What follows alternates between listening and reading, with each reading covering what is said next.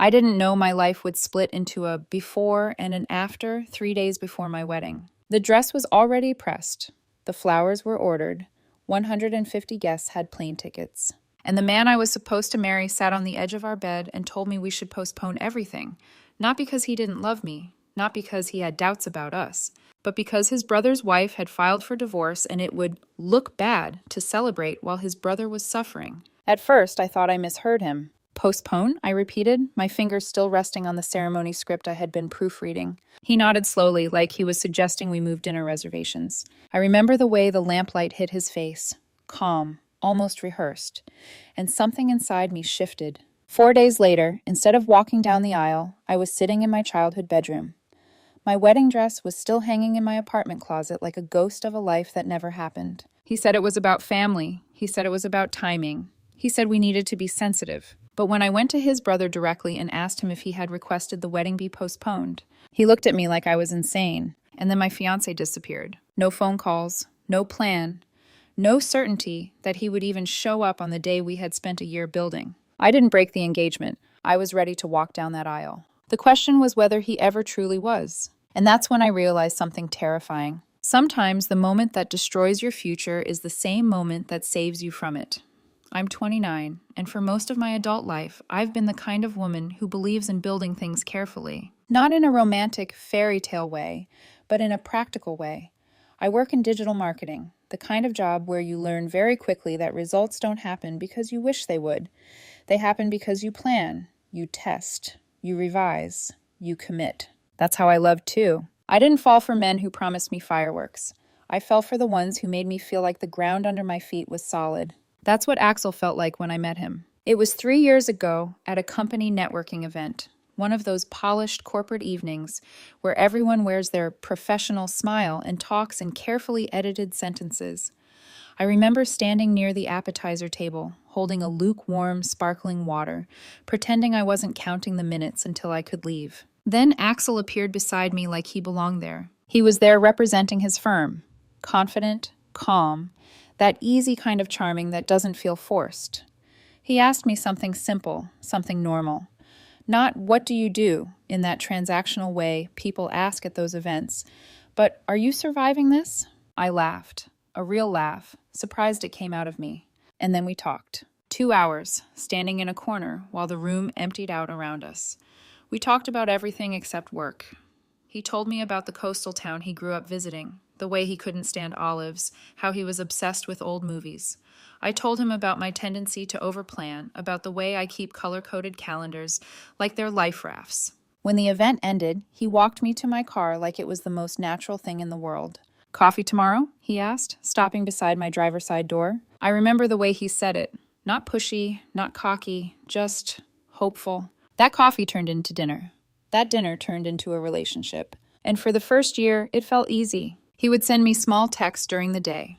Not the kind that demanded my attention, but the kind that made me feel remembered. Saw a dog that looked like you'd adopt it immediately. Don't let your boss steal your whole lunch break today. I'm thinking about you. When we moved in together, it didn't feel like a gamble. It felt like a step forward. We argued sometimes, but normal arguments. Laundry, who forgot to buy dish soap, whether the couch should face the window or the TV. And then last year, he proposed. A weekend trip to the coast. A small beach house with creaky floors and a salty breeze that made your hair feel gritty by the end of the day.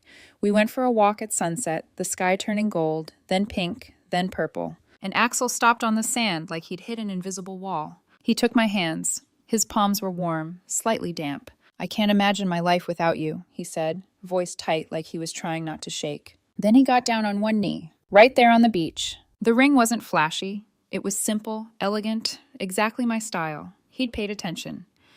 That was the thing about Axel at his best. He noticed the details that mattered. I didn't hesitate. Yes, I said, laughing and crying at the same time, my hands trembling as he slid the ring onto my finger. That night, we lay in bed with the windows cracked open to the ocean air, talking about the future like it was already ours. We started planning immediately. My parents offered to help with costs. His parents contributed too. It wasn't one of those situations where I was carrying everything. We were supported, and I felt lucky for it. We booked a venue that held 150 people. We sent save the dates 6 months in advance. The wedding was planned for a Saturday in early January, chosen carefully because it worked with everyone's schedules. My maid of honor flew in from Seattle. His best man was driving up from Texas. Relatives I hadn't seen in years were coming. My mom, who treats events like military campaigns, ordered flowers from 3 different suppliers because she wanted a specific shade, a specific shape, a specific feel. My dad booked a photographer through a friend's recommendation and called the guy twice, just to confirm he understood the vibe. It was real. It was happening. And the entire time, I believed Axel was right there with me. But there was one thing I didn't fully understand until I was already deep inside it. Axel didn't come alone. He came with his family's gravity. And at the center of that gravity was his older brother, Silas. Silas was 35, 3 years older than Axel, and somehow still treated like the fragile sun around which everyone else revolved. Axel told me pieces of their childhood slowly, like he was handing me shards of something sharp. Silas had health issues as a kid, enough that their parents poured most of their time and money into appointments, treatments, constant vigilance. Axel learned early not to ask for much. He became the kid who took care of himself, the kid who didn't need, the kid who didn't want. And that pattern didn't stop when they became adults. When Silas went through his first divorce 8 years ago, Axel flew across the country to help him move out. When Silas lost his job 3 years ago, Axel let him stay in his spare room for 6 months. When Silas's car broke down last year, Axel co-signed a loan so he could buy a new one. Every time something happened to Silas, Axel dropped everything. At first, I admired it. I told myself, family matters. This is what loyalty looks like. But then there were moments that pinched, like the time we had to cancel a vacation because Silas needed help with something that Axel never fully explained. Or my birthday dinner. Axel had promised. He'd even asked me what cake I wanted, like he was excited. Then Silas called with an emergency. Axel left. And later I found out the emergency wasn't urgent at all. It was just Silas being Silas, needing someone to orbit him, needing Axel to be available, needing proof that he still came first. I brought it up carefully, not wanting to sound like the villain who hated family. Axel would rub the back of his neck, eyes soft, guilt already there before I finished speaking. I know it's a lot, he'd say, but Silas has been through so much. And because I loved Axel, because I believed in us, I swallowed my discomfort. I told myself it would balance out, that once we were married, we'd be our own unit, that Axel would finally choose us. I didn't realize how naive that was until the week everything began to crack. 3 weeks before the wedding, Silas's wife, Laurel, asked for a separation. Axel got the call on a Tuesday night. We were on the couch watching a movie, my feet tucked under his thigh, the kind of quiet domestic moment that used to make me feel safe. His phone rang. He stepped into the other room. When he came back, his face had changed, like someone had turned down the lights inside him. Silas and Laurel are having problems, he said. I paused the movie. Are they okay? Axel exhaled. Silas is upset, but they'll work it out. He said it like a conclusion, like it was already decided. 2 weeks before the wedding, Silas moved out of the house he shared with Laurel. Axel helped him pack. I stayed home working on wedding details, wrestling with the seating chart like it was a living thing designed to destroy me. Family members who couldn't sit near each other.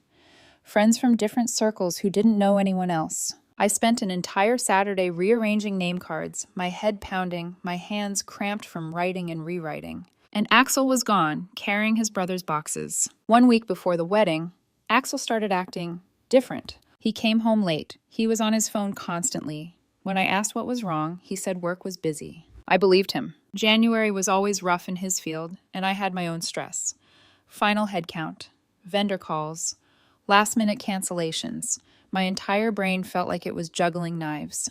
But looking back, I can see it now. That wasn't work. That was him slipping away. And I didn't understand it yet, but he wasn't slipping away from me. He was slipping away from the moment his life became real. Because the closer we got to the wedding, the more Axel started to look like a man standing at the edge of something he didn't know how to jump into.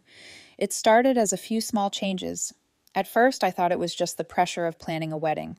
Everyone says that things can get tense in the weeks leading up to it.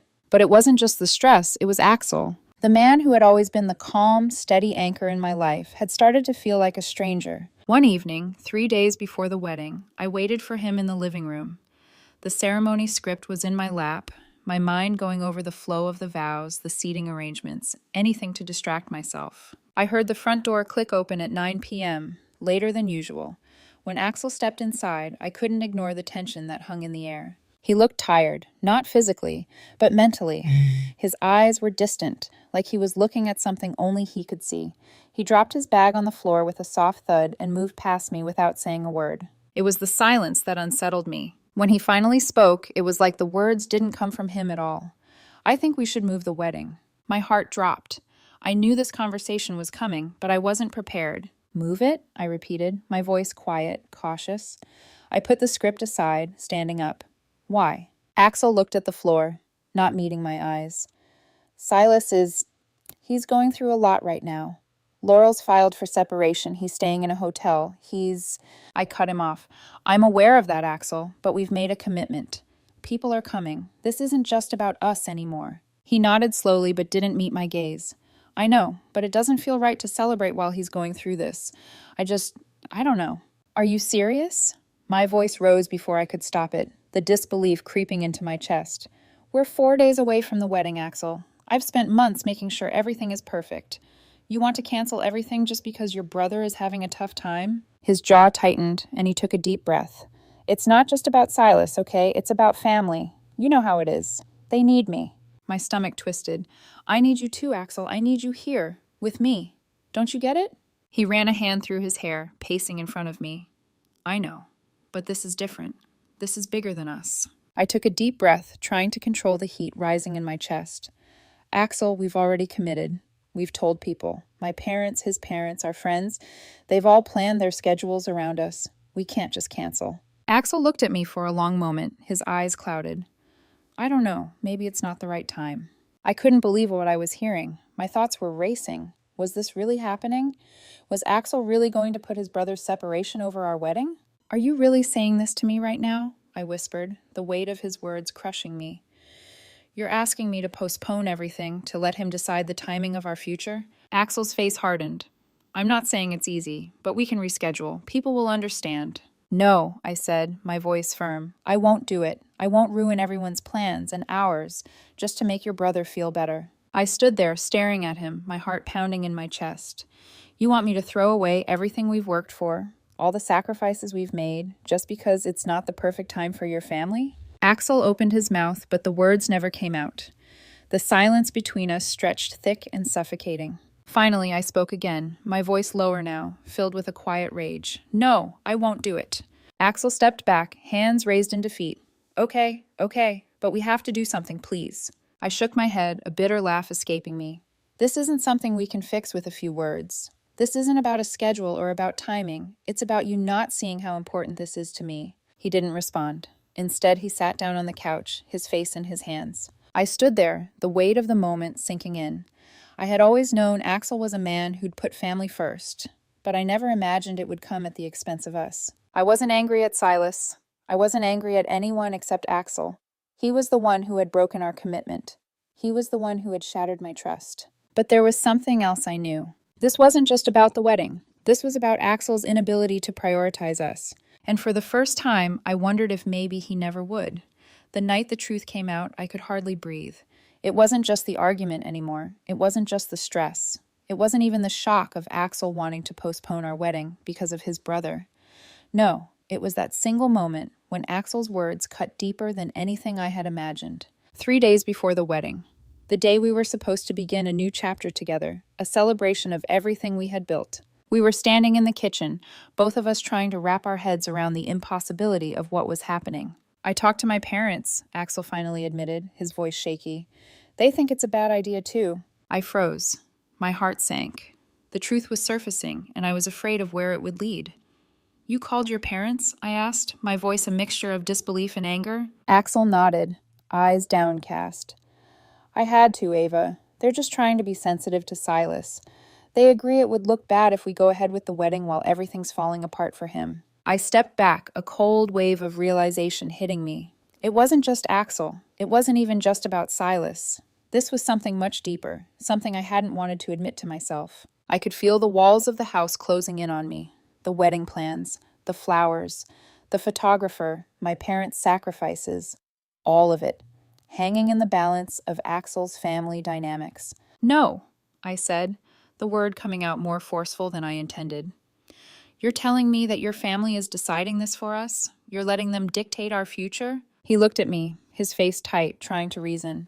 It's not like that, Ava. I just want to be there for my brother. He's going through a lot right now.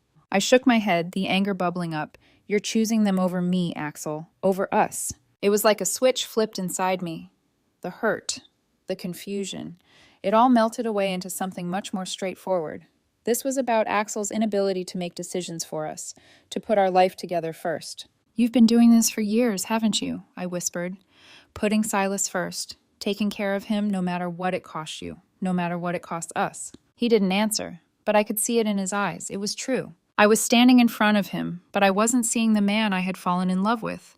I wasn't seeing the man who had proposed to me a year ago on that beach. Instead, I was seeing someone who was terrified of stepping away from the shadows of his family, of becoming something he hadn't learned to be, someone who could stand on his own. The silence stretched between us. I could feel the tension in the air, thick and suffocating.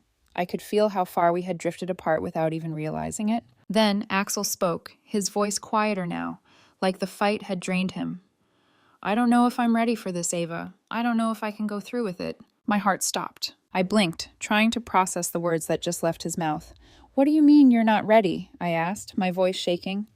We've been planning this for months. Our lives, our families, everyone has been preparing for this moment. His eyes were glassy, like he was struggling with something deeper than just an argument over wedding plans. I don't know if I can be the husband you need me to be. I don't know if I can handle this. All of it. The responsibility, the commitment. I felt my stomach drop. His words were like a knife twisting in my chest. This wasn't the man I had agreed to marry. This wasn't the man I thought I was spending my future with. I had always known Axel as someone who stepped up for everyone, his family, his friends, people at work. But now, as I stood in front of him, I saw someone who wasn't willing to step up for me. I had never felt more alone than in that moment. I can't believe you're doing this to me, I whispered, stepping back, away from him. You're telling me you're not ready for this? After everything we've been through, after everything we've planned? I could see the guilt in his face, but it wasn't enough. It wasn't enough to make me believe he was committed to us. I needed to hear something, anything, that would make sense of this mess.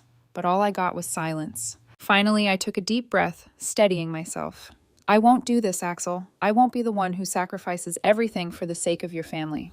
You need to figure out what you want, because I am done being part of this uncertainty. I walked away, and for the first time in my life, I realized that the hardest part wasn't confronting Axel. The hardest part was facing the truth that maybe, just maybe, I had been enough all along. But Axel couldn't see it. I didn't know what to do next. For the first time in my life, I didn't have a plan. I had spent the last few years meticulously organizing everything, my job, my future, my life with Axel. But none of that seemed to matter anymore. Axel was right. I was committed to him. I loved him. But right then, standing in front of him, I couldn't recognize the man I had fallen in love with, the one who made me feel safe, the one who told me I was everything. I spent the next few hours sitting on the couch trying to process everything. The wedding dress, the plans, the guests who were flying in from all over the world.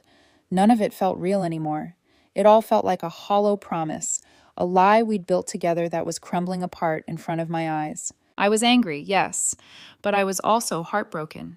Axel had let me down in ways I never thought were possible, and worse, I had let myself believe in a future that was never really mine. My phone buzzed beside me. It was my maid of honor. She had been checking in on me throughout the day, but I hadn't been able to talk to her. I hadn't known what to say. I picked up the phone, my fingers shaking as I answered. Hey, she said softly. I heard from your mom. She said you were going through something. I felt a lump form in my throat.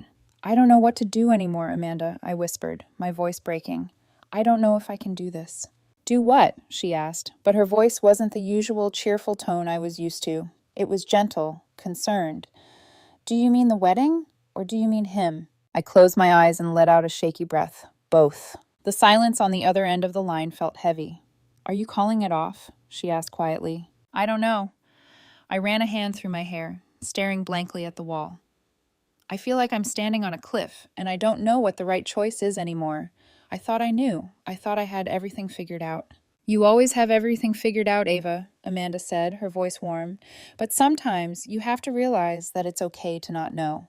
Sometimes the decision isn't about what's next, but about taking a step back. I nodded, even though she couldn't see me. I thought I could trust him. I thought we were building something real. But he's gone, Amanda. He's already checked out. And now I'm left with all the pieces of something that doesn't even feel like it was mine to begin with. You're not alone in this, she said firmly, and neither is he. He's the one who's gone. You're still here, and you don't have to figure it out all at once. Take the time you need. I took a deep breath, trying to calm the whirlwind of emotions inside me. Amanda was right. I didn't have to figure this out right away. I didn't have to have all the answers now. But that didn't make the decision any easier. The next morning, I woke up in the same apartment that had felt like our home, but now it felt alien. The smell of our coffee machine, the way the light filtered through the blinds in the morning. None of it felt comforting anymore. I grabbed my phone, searching through the contacts. I needed someone to talk to, someone who could offer some clarity, but my mind kept going back to Axel, back to his words, his hesitation, the look in his eyes when he told me he wasn't ready. I couldn't ignore it any longer. I needed answers. I grabbed my keys and walked out the door. I drove to the hotel where Silas was staying, knowing that was the only way to get to the bottom of this. Axel wasn't going to tell me the truth. I could feel it in my bones. But maybe Silas could help. When I arrived, the front desk called his room. He was expecting me. I knocked on the door, my heart pounding in my chest. When Silas answered, he seemed surprised to see me, but he stepped aside and let me in. The room was messy, like it hadn't been touched in days. But I didn't care about that. I had a single question on my mind. Did Axel ask you to postpone our wedding? I asked, my voice steady, but my hands were shaking. Silas frowned, his eyes wide with confusion. No. What are you talking about? I felt a weight lift off my chest, but then it was replaced by something else, a heavy disappointment. Axel said it was your idea, I continued, my voice small, that you couldn't handle him getting married while you were going through your own divorce. Silas shook his head, sitting down on the bed. No, I didn't tell him that. I didn't even know he was thinking about it. He called me, yes, but he never mentioned canceling the wedding. I stared at him, feeling the ground shift beneath me. It wasn't Silas. It was Axel. He had made this decision alone. Then why did he say that? I whispered, my heart breaking. I don't know, Silas said, looking genuinely troubled. But I can tell you, it wasn't me. I never asked him to do that. I nodded, my breath catching. Thank you, Silas. I stood up and left the hotel room without another word. I couldn't face Axel right now, not until I understood what he was really doing. I drove home, my mind spinning. Everything had changed. Axel hadn't just made a mistake. He had made a choice. And now I had to decide if I could live with that choice. The next few days were a blur of emotions, decisions, and more unanswered questions than I cared to count. The wedding was supposed to be in 2 days, and instead of finalizing the details, I found myself questioning everything. Not just about the wedding, but about Axel, about us. I tried to reach him. I called. I texted. I waited. But Axel wasn't answering. The silence from his side was deafening. I wasn't angry at him anymore. I was terrified. Terrified of the realization that I had built this future with a man who wasn't ready for it, who had been running from commitment long before I ever walked down that aisle. The more I thought about it, the more his absence hurt. His absence wasn't just physical, it was emotional. He was there when it was easy. He was there when it was fun. But when it came down to the moments that mattered, the moments when our future was on the line, he wasn't. And now his family was at the center of it all. I called my mom that afternoon. She answered on the second ring. I told her what had happened, what I had learned from Silas. Her voice was calm, but I could hear the concern in her words. I'm sorry, sweetheart. I know how hard this is for you. But why, Mom? Why would he lie to me about this? Why wouldn't he just be honest? I asked, my voice breaking. Why would he let his brother's situation ruin everything we've worked for? She sighed softly. You know Axel's always put his brother first. You knew that when you first met him. He's always been the one who took care of Silas, always the fixer. I didn't realize how deep it went, I said quietly, my fingers gripping the phone tightly. I didn't realize how much I would be second to him, to his family. Honey, sometimes we love people, but they're just not capable of giving us the love we deserve. I didn't know how to respond. What could I say? Could I really walk away from someone I had promised myself to, from the life I had planned in my head for the last year? I couldn't even begin to answer her. Later that night, Axel sent a message. He said he wanted to talk. It wasn't an apology, it wasn't an explanation, just the words, I need to talk, can we meet? I sat there staring at my phone. There it was, the moment I had been dreading and expecting. The conversation that would determine everything. I didn't respond right away. I knew I had to do this on my terms. I had to make the decision about whether or not I was going to let him back into my life, or if I was going to take the painful, necessary step of moving forward without him. The next morning, I decided I couldn't wait anymore. I needed closure. I agreed to meet him. We chose a coffee shop in the middle of the city, a neutral place where we could talk without the weight of our shared home hanging over us. When I arrived, he was already there, sitting at a corner table by the window. He looked different, more worn, more tired. He was fidgeting with a cup of coffee that had gone cold.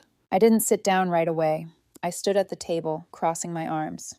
"So, this is it," I said, my voice steady, but tinged with something raw. "This is where you explain everything, Axel, where you tell me what the hell happened." He looked up at me, his eyes dark and tired. For a moment, he didn't say anything. Then, finally, he spoke. "I know I've hurt you, and I know I've hurt us. I didn't mean for any of this to happen. I never wanted to put you in this position." "Then why did you?" I interrupted, unable to hide the bitterness in my voice. "Why would you let your brother's drama destroy everything we built?" He swallowed, looking down at his hands. "I don't know. I thought that if I didn't do something for Silas, it would destroy him. And I thought, if we didn't postpone, if we didn't make it seem like I was there for him, my family would blame me. They always blame me for not doing enough." My chest tightened. I knew about the guilt Axel carried. I knew about the weight of his family's expectations. But what I didn't know was whether he would ever be willing to put us, me, first. "You're telling me," I said slowly, "that you couldn't even think about our wedding, about our future, because you were too busy taking care of your brother? And now I'm supposed to just accept that?" Axel looked at me, his expression full of pain. "No, I'm not asking you to accept it. I'm asking for a chance to fix it. I made a mistake, Ava. I don't want to lose you. I love you." The words landed, but they didn't feel like the truth. They felt like something I was supposed to believe, something I should believe. But every part of me was screaming that this wasn't the man I thought I knew. I took a deep breath, steadying myself. "Axel, you don't get it. It's not about Silas. It's about us. And I don't know if I can trust you anymore." He leaned forward, desperation in his eyes. "Please, just give me a chance to prove it. I'm sorry. I was wrong, and I can't fix it all at once, but I will. I want us, Ava. I don't want to lose this." The words felt hollow, like promises without substance. The more he spoke, the more I felt the weight of our broken trust. "You're asking me to believe in you again," I said, my voice quieter now. "But Axel, I'm not sure I can. I don't know if I can go back to a future where I'm not your priority." The silence stretched out between us, filled with the words we hadn't yet said. And I realized in that moment, this conversation wasn't about fixing anything. It was about deciding if I was willing to stay in something that felt like it was already over. And I didn't know if I was. The days that followed felt like a fog. I moved through life mechanically, trying to go through the motions, but nothing felt real anymore. The wedding that was supposed to be the happiest day of my life had turned into a nightmare I couldn't escape. Axel left the coffee shop that day with no resolution. We didn't make plans to meet again. He didn't even ask if I would consider working things out. He simply said, "I'm sorry," and left.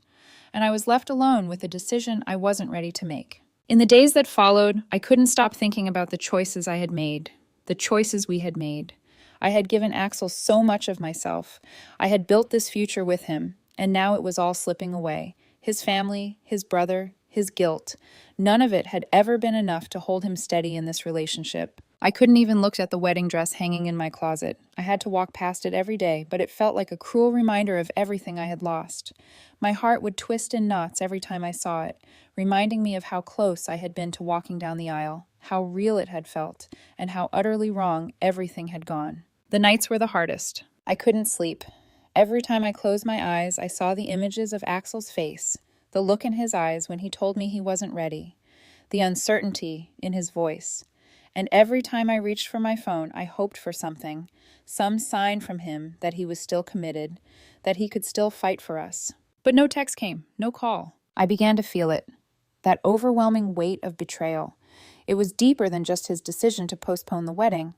It was the way he had shut me out. The way he had made me feel like I was the one who was wrong for wanting our life together, for expecting him to be there when it mattered most. I called my mom, hoping for some comfort, but even her gentle reassurances couldn't ease the storm that raged inside me. "Ava, sweetheart, I know this is hard, but sometimes we have to let go of what we thought was right to to find what we truly deserve," she said, her voice filled with love and concern. But in my heart, I knew the truth. I wasn't just letting go of a wedding, of a future I had dreamed about. I was letting go of someone who had never really seen me. I had to face the darkness inside myself, the part that wondered if this had always been inevitable, if I had known deep down that Axel would never be able to fully commit. The weight of those doubts crushed me. I sat in the apartment alone, surrounded by remnants of a life that never came to be. The wedding invitations, the programs, the seating chart, all of it now felt like a cruel joke. And that was the worst part, the realization that I had allowed myself to believe in a future that wasn't truly mine. I had believed in Axel, believed in his love, his promises. But those things were empty when he couldn't even show up for me in the hardest moment of our lives. I picked up the phone, ready to send a message.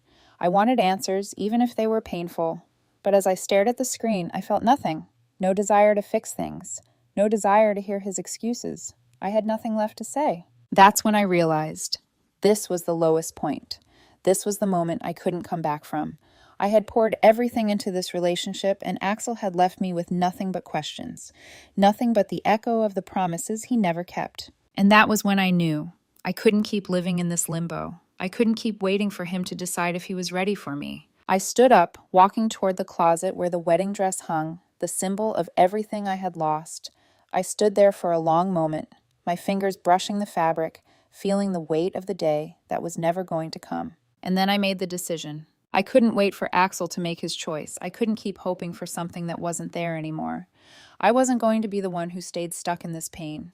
I wasn't going to let his indecision define me any longer. I took the dress off the hanger, carefully folding it, and placed it into the box I had kept in the corner of my closet, the box I had meant to use for packing wedding gifts. I sealed the box, and for the first time, I let out a breath I hadn't realized I had been holding. The wedding was over. The future we had planned was over. But that was the moment I began to realize that I wasn't. It's funny how the moments that change you don't always feel like turning points at first. That night, after sealing the box with the wedding dress inside, I sat in the living room and stared at the empty space. It should have been filled with excitement, with anticipation. But now the air felt heavy, like something was suffocating the room. I had made the decision. The wedding was off. And it wasn't just the wedding I was walking away from. It was the life I had imagined with Axel, the life I thought was going to be mine. But in that moment, as I sat there, heartbroken and unsure, I realized something I hadn't been able to see before. I was more than this. More than the woman who had tried so hard to hold everything together. More than the one who had sacrificed her own happiness to make things work. I had spent so much time bending myself into a shape that fit Axel's world, his family, his needs, that I'd forgotten what my own needs were, what I needed from him. I wasn't just giving up on the wedding. I was finally allowing myself to walk away from something that had never been mine to carry. But making that decision was only half the battle. The other half was what came next. I had no plan, no backup. I was standing at a precipice, staring into the unknown. It was terrifying, and yet somehow freeing. For the first time in months, I felt like I could finally breathe again. I reached for my phone. I hadn't heard from Axel since the coffee shop. He hadn't texted or called. Not that I was expecting him to. He had made it clear that he wasn't ready for anything. But that didn't mean I had to wait around for him to come back and fix it. I opened a new message thread. The words came easily. I need space, Axel. I'm not ready to hear your reasons, your apologies. I need to figure out what's best for me, and right now, that means being apart from you. Please don't contact me for a while. I hit send. It felt like something huge had been lifted from my shoulders, like I could finally step away from the emotional baggage I'd been carrying. I wasn't waiting anymore. I was taking control of my life, even if it meant walking through the unknown. The next few weeks were a whirlwind of emotions. I moved into a new apartment, a place I could call my own. It was small, just one bedroom, a cozy kitchen, a living room with windows that let in the morning light, but it was mine. For the first time, I was living alone, not in the shadow of anyone else's expectations. My mom helped me with the move. She was my rock during that time, even though I knew she was silently worried about me. It's going to be okay, she'd say. You don't have to figure it all out today. And she was right. I didn't have to have it all figured out. But what I did know was that I was no longer afraid of being alone. I wasn't afraid of starting over. It wasn't going to be easy, but for the first time in a long time, I was willing to face the unknown. I spent a lot of time reflecting during those first few weeks. There were still moments of doubt. I still questioned if I had made the right choice. Could I have tried harder? Could I have given Axel one more chance? But every time I asked myself that, I remembered what it felt like to be left in the silence, to have someone choose family over me, not once, but repeatedly. I wasn't just letting go of Axel, I was letting go of the version of myself that had allowed that to happen. One afternoon, I received a call from Silas. I hadn't heard from him since the day I visited him at the hotel. He had apologized for what had happened with Axel, for the role his brother had played in everything. I just wanted to check in, he said, his voice softer than I remembered. I know things are complicated with Axel, but I hope you're doing okay. I was surprised by the call. I had expected silence from Axel's side, not an inquiry from his brother, but I appreciated it. I'm okay, I told him. I'm figuring it out. We spoke for a few more minutes, and I could hear the hesitation in Silas's voice. Ava, I just wanted to say I know my brother, and I know that he never meant for things to go this way. I nodded, even though he couldn't see me. I had heard enough apologies from Axel. I didn't need more. What I needed was someone to tell me the truth, to show me that what I was doing, walking away, was okay. You don't need to protect him, I said, my voice stronger than I thought it would be. I've had enough of people trying to protect him at my expense. I need to take care of myself now. There was a long pause before Silas responded. I understand. I just wanted to make sure you were okay. I am, I said, my voice firm. I will be. And for the first time, I believed it. A week passed after my conversation with Silas, and I started to adjust to my new life, or at least I was pretending to. I spent my days in my new apartment, focusing on work and making small adjustments to my routines. I still had moments where I could feel the emptiness of it all, the absence of Axel's presence, the way everything about our future together had been shattered in an instant. But each day I felt a little stronger. I started to focus on what I had in front of me, my job, my own space, my own decisions. It wasn't glamorous, but it was mine, and in its own quiet way, that was enough. Then came the fallout. The part I had been bracing myself for, the pressure, the guilt, the endless questions from his family. It started with a text from Axel's mother. I had seen her a few times during the wedding planning process, but we had never been close. She wasn't a bad person, just someone who had always been very involved in her son's lives. The kind of mother who always seemed to have an opinion on everything. And that had always been something Axel had been too willing to bend to. The text was simple, almost too polite. Ava, I know you're going through a lot right now. I understand your decision, but I really think you should reconsider. Axel loves you. I don't think you realize just how much. I read the message a few times, trying to make sense of it. The thing about his mother was that she never asked questions. She didn't ask me what I needed. She never really listened to me. She just assumed I would fall in line, as Axel always did. I didn't respond. I couldn't. There was nothing to say. But it wasn't just his mom. A few days later, his father called. He was a man of few words, but this call was different. I knew something was coming. I had been expecting it. Hello, Ava, he said. I just wanted to talk to you about the wedding, and about Axel. He's been struggling, and we want to help him. We just think you should reconsider. I felt my body tense. This wasn't a conversation I wanted to have. You think I should reconsider the wedding? I asked, my voice firm, but not unkind. After everything that's happened? There was a pause on the other end of the line. His father wasn't someone who liked to speak much, but when he did, his words were always calculated. Ava, you're a good woman, but Axel needs more than just your love. He needs stability. He needs his family, and you're asking him to make a choice between you and his brother. His voice was calm, but I could hear the edge of something more underneath. I think you need to think about that. I couldn't hold back the sharp laugh that escaped me. So this is about him choosing you over me? Over us? I shook my head, even though I knew he couldn't see me. I've been the one holding everything together, trying to make sure everyone was happy. And now when it's my turn to be happy, you're telling me to let it go? I heard a sigh on the other end of the line. You don't understand, Ava. This is not just about a wedding. It's about Axel's whole life. And there it was. The truth finally slipped through. Axel's family had always known that he would bend to their will. They had always known that no matter what happened, no matter how much I loved him, he would always choose them, because they were his stability. It wasn't about love, it was about loyalty, to a family that would always come first, no matter what. I sat there in silence for a moment, letting the weight of his words settle into my chest. I'm sorry, Mr. Hayes, but I can't keep doing this. I can't keep being the one who sacrifices myself just to make everyone else happy. I swallowed, feeling the finality of it. If Axel can't choose me now, I don't know how to keep going, and I can't keep waiting for him to figure it out. The line went silent again. "Goodbye, Mr. Hayes," I whispered before hanging up. The finality of that moment hit me hard. It wasn't just the wedding that was lost. It was everything. The life we had started to build. The person I had thought Axel was. The man I had dreamed of being with forever. The truth was, we were over, and there was no going back. I spent the next few weeks trying to make peace with the decision I had made. I had no choice but to live with it. I wasn't the one who had broken this engagement. I wasn't the one who had turned a wedding into a question of loyalty. Axel had done that. He had created the distance, the divide between us. And now I was left with the painful aftermath. The phone calls from his family continued, but I ignored them. I couldn't let them back in. I couldn't let them guilt me into thinking I had done something wrong. What was worse was seeing the way things had shifted with my friends, too. Some tried to comfort me, saying I deserved better. Others, like my sister, couldn't understand why I couldn't just forgive Axel. "It's just a wedding," she said. "People make mistakes. Relationships have rough patches." But this wasn't just a rough patch. This was a pattern of behavior I could no longer ignore.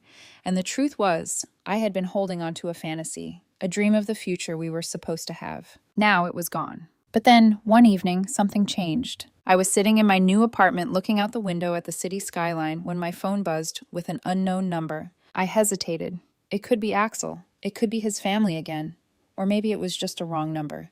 But something told me to answer. "Hello?" I said, my voice cautious. There was a brief pause, and then I heard a voice I hadn't expected. "Hey, Ava, it's Silas." I felt my breath catch in my chest. Silas. For a moment, I couldn't even find my voice. He was the last person I expected to hear from. After everything that had happened, everything that had fallen apart, hearing his voice on the other end of the phone felt surreal. "Silas," I said, trying to keep my tone neutral, even though I felt my heart racing. "What's going on?" He hesitated before speaking. "I know you don't want to hear from me, but I just wanted to check in. I know things have been messy between you and Axel, and I don't want you to think I'm trying to fix things, but I need to be honest with you." I leaned back against the chair, my fingers clutching the phone like it was going to slip from my hand. "Okay, what do you need to say?" He took a deep breath. "I'm not the one who should be talking, but I know my brother, and I know how he handles things. I wanted to tell you that I've been having some conversations with him, and he regrets how everything went down. He's not proud of it, but he didn't know how to handle his own fears, and that's not your fault." A rush of emotions surged through me. Guilt, anger, a strange sense of relief. Silas's words were like a balm, but they didn't erase the wounds that had been left. I wanted to believe that Axel had regrets, but I couldn't ignore the past, the way he had shut me out when I needed him most. "I don't know if I can trust him again, Silas," I said quietly, my voice raw. "He chose everyone else over me, and in the end, he chose fear over love. I don't know if that's something I can ever get past." There was a long silence. "I understand. I just wanted you to know that he knows he hurt you. I don't think he'll ever be able to forgive himself for that." The weight of his words settled in. Part of me wanted to soften, wanted to give Axel a chance to make things right. But then I thought back to the moments I had spent alone in the quiet of my apartment, picking up the pieces of my shattered life. I had chosen to walk away, and that was the hardest choice I had ever made, but it had also been the right one. "I appreciate you calling, Silas," I said, my voice steady. "But I'm not sure I can forgive him, not right now. I need to focus on myself for a while, figure out who I am outside of all of this, outside of him." There was another pause. "I get it. I'm sorry for everything, Ava. I really am. I know it's not enough, but I just wanted to say it. You deserve someone who puts you first." "Thank you," I whispered. "Take care, Silas." And with that, I ended the call. As I sat there in the quiet of my new apartment, I realized that I had just closed one chapter of my life. But it wasn't the end. It was just the beginning of something new. Something I had never expected, but something I had desperately needed. I had spent so much of my life trying to make things work with people who didn't prioritize me, who didn't see me for who I truly was. I had bent myself into shapes to fit their expectations, to mold myself into the woman they wanted me to be. And in the process, I lost myself. But now I was finding her again, the woman who didn't need anyone else to define her, the woman who could stand on her own, the woman who could say no when something didn't feel right and walk away from what was holding her back. I didn't have all the answers. I didn't know what the future held, but I knew one thing for sure. I was done waiting for someone to choose me. I was choosing myself. I was choosing my own happiness, my own peace, my own future. And that was enough. This chapter of my life wasn't easy, and it certainly wasn't what I thought it would be. But looking back, I can see that the pain, the heartache, the lessons, they've all brought me to this place of strength. Sometimes, the hardest moments in life lead us to the most important discoveries about ourselves. And as I moved forward, I realized that I was no longer just living for the future I had imagined with someone else. I was living for the future I was building for myself. And no one, not Axel, not anyone, could take that away from me.